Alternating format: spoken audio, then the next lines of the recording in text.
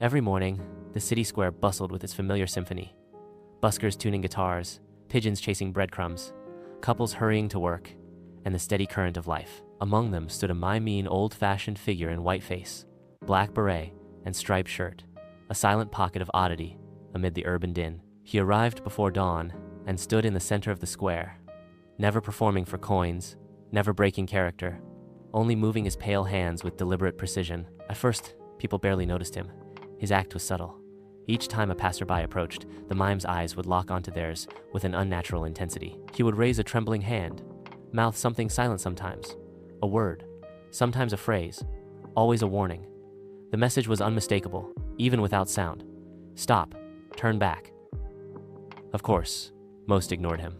Some frowned and hurried on, uneasy under his gaze. Others scoffed and threw a dismissive glance. The city was full of performers.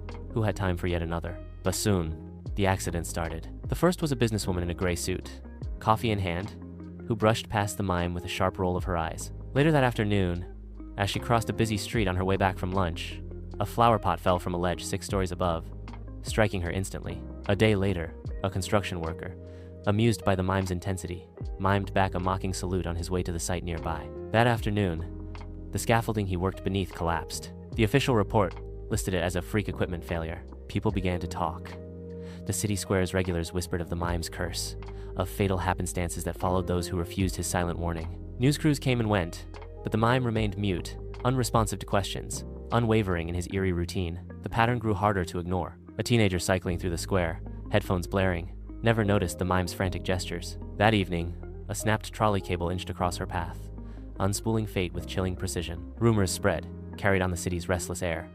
Some avoided the square entirely, others steered clear of the mime's line of sight. Yet there were always a few skeptics who tested fate, daring the mime to warn them. Each met with fatal chance-freak fires, runaway vehicles, pieces of crumbling architecture at exactly the wrong moment. At dawn, when the city lay quiet with dread, the mime still stood alone, mouthing silent warnings to those who passed by. No one knew where he went when the square emptied. No one dared to follow.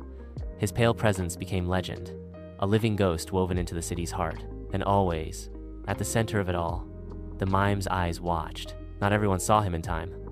Those who heeded his warning survived. Those who did not vanished, one by one, into the cruel arithmetic of chance, leaving only the distant hush of applause, echoing silent and final, long after the crowd had moved on.